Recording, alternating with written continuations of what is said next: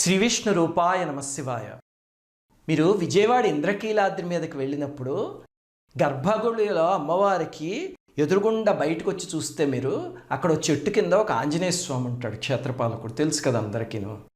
ఆ ఆంజనేయ స్వామికి వెనకాల ఒక చిన్న అమ్మవారి మూర్తి ఉంటుంది. ఆ అమ్మవారే అపరాజితాదేవి. చాలామందికి తెలియదు అమ్మవారి శక్తి ఏమిటో. కొంతమంది ఊరికే కుంకాలు పసుపులు ప్యాకెట్లు కూడా విసిరేస్తూ ఉంటారు అమ్మవారి మీద. కానీ చాలా శక్తివంతమైన మూర్తి అన్నమాట. ఈరోజు ఆ అమ్మవారి గురించి, ఆ అమ్మవారి మంత్రం గురించి చెప్పుకుందాం. జీవితంలో మనం ఏదో ఒకటి సాధించాలి, అందులో గెలవాలి అని ఎప్పుడూ అనుకుంటాం, అంతే కదా. కానీ కొన్నిసార్లు మానవ ప్రయత్నంతో మనం చేయలేకపోతాం. ఎంత కష్టపడినా సరే మనకి ఏదో దైవ సహాయం కావాలి, లేకపోతే ఈ కార్యాన్ని సాధించలేకపోతున్నాం, నా 100% ఎఫర్ట్ నేను పెట్టినా సరే అని అనిపిస్తూ ఉంటుంది కదా. అలాంటప్పుడు ఈ అపరాజితాదేవిని ప్రార్థిస్తే కనుక చక్కగా విజయాన్ని ప్రసాదిస్తుంది. అది ఆ తల్లి యొక్క శక్తి.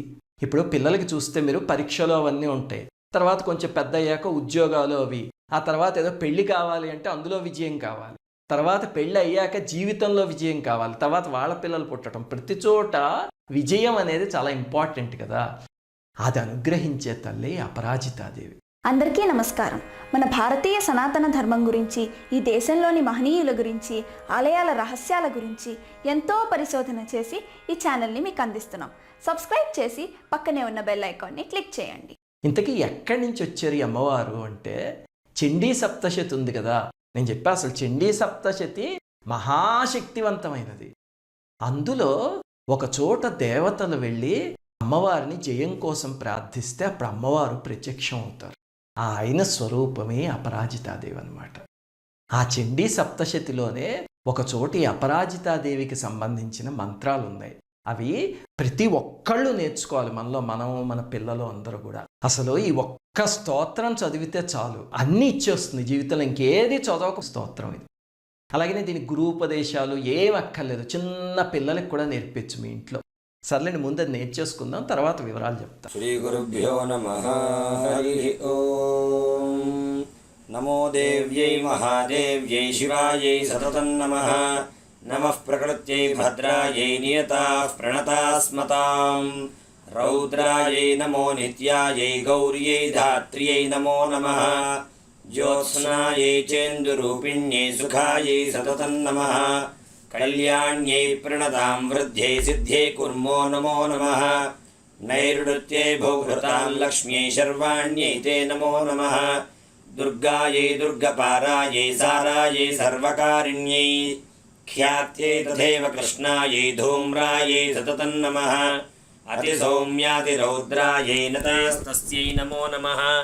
నమో జగత్ప్రతిష్ఠాయై దేవ్యై కృత్యై నమో నమః.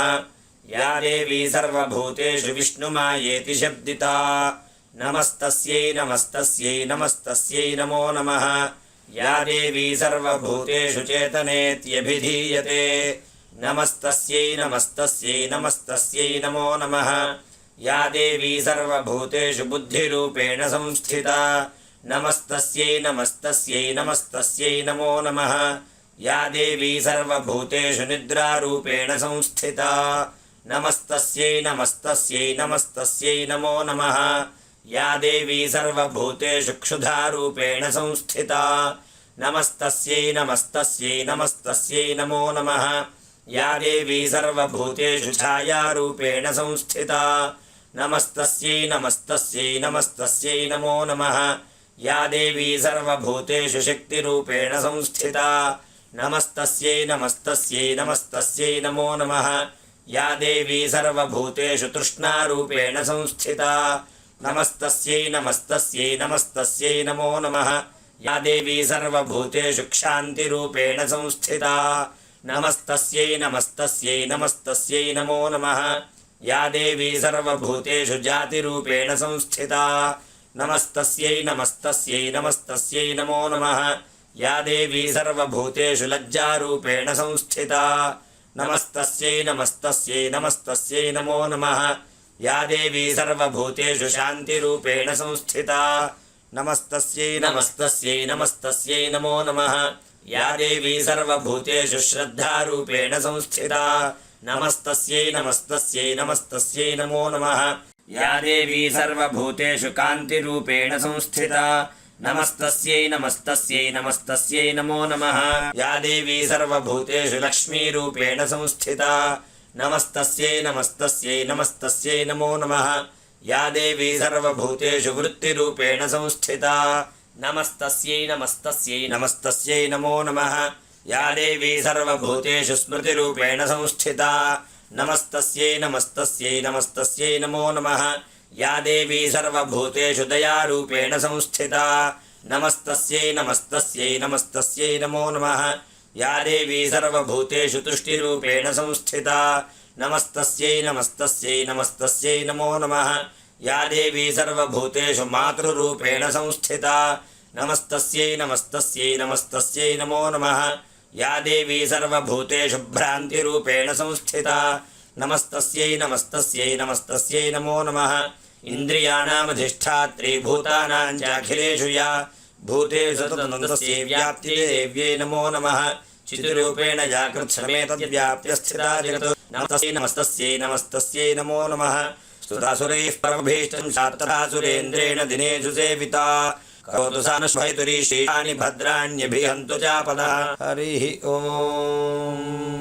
ఇప్పుడు ఈ స్తోత్రానికి క్లుప్తంగా అర్థం తెలుసుకుందాం. మొత్తం చెప్పాలి అంటే మాత్రం ఒక 2 రోజులు చెప్పచ్చు, అంత ఉంది స్తోత్రంలో. చాలా క్లుప్తంగా చెప్తాను, కనీసం మీకు ఆ భావన కలుగుతుంది చదివే. మీరు మొట్టమొదటి శ్లోకాలు కొన్ని చూస్తే కనుక అక్కడ అమ్మవారి నామాలన్నీ చెప్పారు. అంటే దేవి, మహాదేవి, శివ, ప్రకృతి, నిత్య, గౌరీ, ధాత్రి ఇలాంటి నామాలన్నీ చెప్పారు. అవి మీకే అర్థమైపోతాయి.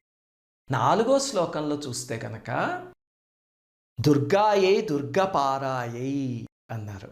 అది అద్భుతమైన నామం. దుర్గా అంటే ఎవ్వరు భేదించలేనిది అని అర్థం.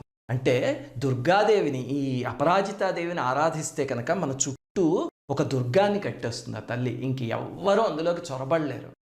అలాగనే దుర్గ పారాయై అంటే మనకి ఏదైనా కష్టం వస్తే కనుక దుర్గమమైన పరిస్థితి, దాన్ని కూడా తేలిగ్గా దాటిచ్చేసే తల్లి అనమాట. అది దీని యొక్క ప్రయోజనం. తర్వాత 5వ శ్లోకంలో చూస్తే మీరు అతి సౌమ్యాయై రౌద్రాయై అంటారు. అంటే అమ్మవారు పరమశాంత స్వరూపిణిట, పరమ రౌద్ర స్వరూపిణిట. అదేమిటండి అంటే మనని అనుగ్రహించేటప్పుడు, మనం ధర్మ మార్గంలో నడిస్తే అనుగ్రహించేటప్పుడు శాంత స్వరూపిణి. మనని ఎవరైనా డిస్టర్బ్ చేద్దామని చూస్తే వాళ్ళ పట్ల రౌద్ర స్వరూపిణి, ఆ దుష్టశక్తుల పట్ల అనమాట. అది. ఆ తర్వాత 6వ శ్లోకం నుంచి అమ్మవారి యొక్క 21 విభూతులు చెప్తారు 21 శ్లోకాల్లో. చాలా అద్భుతమైన శ్లోకాలు అవి. చాలా తేలిక కూడా నేర్చుకోవడం. ఒక్క పదం మారుతుంది అంతే అన్ని శ్లోకాల్లోనూ. యాదేవి సర్వభూతేషు చేతనేత్యభిధీయతే నమస్తస్యై నమస్తస్యై నమస్తస్యై నమో నమః అని ఉంటుంది. ప్రతి శ్లోకం ఇలాగే ఉంటుంది. అంటే నాలో చేతనత్వం అనే స్వరూపంలో ఉన్న తల్లి నీకు నమస్కారం అని. ఆ చేతనత్వం వల్లే కదా మనం కదలగలుగుతున్నాం. ఇప్పుడు ఒక బ్రతికున్న మనిషికిను ఒక మృతకళేబరానికి తేడా ఏమిటి అంటే ఆ రెండింటికి మధ్యలో చైతన్యం లేదు ఆ రెండో దాంట్లో.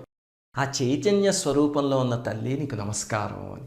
అలాగా మన ఒంట్లో ఉన్న ప్రతి విభూతికి అమ్మవారి స్వరూపంతో నమస్కారం చేయడమే ఈ శ్లోకాలన్నీ. యాదేవి సర్వభూతేషు బుద్ధిరూపేణ సంస్థిత నమస్తస్యై నమస్తస్యై నమస్తస్యై నమో నమః. అంటే నాలో బుద్ధిలా ఉన్న స్వరూపం నువ్వే తల్లి అని. ఈ శ్లోకాన్ని నిరంతరం జపిస్తున్నారు అనుకోండి, అవసరమైనప్పుడు ఆ బుద్ధిని సరైన మార్గంలో అమ్మవారు ప్రచోదనం చేస్తారు. మనం రోడ్డు మీద వెళ్తుంటే ఈ రోడ్లో వెళ్ళాలా, ఈ రోడ్లో వెళ్ళాలా, ఈ రోడ్లో వెళ్తే ఏదో యాక్సిడెంట్ అవ్వచ్చు, ఇటు వెళ్ళాలి అని ప్రచోదనం చేసేది మనలో ఉన్న బుద్ధి. ఆ బుద్ధిని ప్రచోదనం చేసేది ఆ తల్లి అన్నమాట. అలాంటి తల్లికి నమస్కారం. తర్వాత శ్లోకంలో యాదేవి సర్వభూతేషు నిద్రారూపేణ సంస్థిత. అంటే మనలో ఉన్న నిద్ర అనే స్వరూపం కూడా ఆ తల్లిదేను అని. అదేమిటంటే నిద్రకు కూడా అమ్మవారా అంటే, నిద్ర పట్టకుండా బాధపడుతున్న వాళ్ళు ఎంతమంది ఉన్నారో తెలుసు కదా మన ప్రపంచంలోనూ. అలాంటి వాళ్ళకి కూడా ఈ శ్లోకం ఒక మంత్రంలా పనిచేస్తుంది. రాత్రి ఇదే అనుకుంటూ ఉంటే ఆ తల్లి నిద్రారూపంలో అనుగ్రహిస్తుంది నిద్రలేని వాళ్ళకి. తర్వాత చూస్తే క్షుధారూపేణ సంస్థిత, ఛాయారూపేణ సంస్థిత, శక్తి రూపేణ సంస్థిత. అలాగే అన్ని రూపాలు. శక్తి రూపేణ సంస్థిత అంటే ప్రతి మనిషిలోనూ ఏదో ఒక శక్తి ఉంటుంది చూడండి, ఆ శక్తి నువ్వే తల్లి అని. ఆ స్పృహ వచ్చింది అంటే మనలో ఎప్పుడూ అహంకారం రాదు. లేకపోతే చూడండి, ఆహా నేను కదా ఇంత సాధించాను అని ఒక రకమైన పొగరమోత్తనం వస్తుంది. ఇదే లోపల ఉన్న శక్తి అమ్మవారు అని తెలిసిందనుకోండి, అమ్మ నాలో ఆ శక్తి కింద ఉండి నువ్వు ఉన్నావు తల్లి అనుకుంటే వినయం వస్తుంది అంతే. ఆ అహంకారం వచ్చిందా అమ్మవారు తలుచుకుంటే ఒక్కసారి తోక కత్తిరించేస్తారు అంతే, ఇంకా ఆ శక్తి మనతో ఉండదు. అలా కాకుండా వినయంతో ఉంటే ఆ శక్తి ఇంకా అభివృద్ధి చెందుతుంది. అలాగే తర్వాత చెప్తారు, యాదేవి సర్వభూతేషు క్షాంతి రూపేణ సంస్థిత అని. క్షాంతి అంటే సహనం. చూడండి, విజయానికి మోస్ట్ ఇంపార్టెంట్ సహనమే. మీరు పిల్లల్ని చూసినా సరే ఆ సహనం, ఆ డిటర్మినేషన్ ఉండదు పిల్లల్లో, పట్టుదల సహనం అవన్నీ. అది ఇచ్చే తల్లి ఈ తల్లేను అని అక్కడ చెప్తున్నారు అనమాట. అలాగే ఇంకొక శ్లోకంలో ఉంటారు, యాదేవి సర్వభూతేషు లజ్జారూపేణ సంస్థిత అని. అంటే మనలో ఉన్న సిగ్గు కూడా అమ్మవారేట. అందుకే చూడండి, ఒక చిన్న ఆడపిల్ల సిగ్గుపడుతుంది అనుకోండి, మనకి చూడగానే అమ్మవారి స్వరూపంలో ఉందిరా అనిపిస్తుంది. ఆ సిగ్గు కూడా అమ్మవారి స్వరూపమే. ఇంతకీ సిగ్గు అమ్మవారి స్వరూపం ఏమిటండి అంటే, మనం జీవితంలో తప్పులు చేస్తూ ఉంటాం కదా, ఏ తప్పులు చేయకపోతే రమణ మహర్షి, రామకృష్ణ పరమహంస అయిపోయేవాళ్ళం మనం.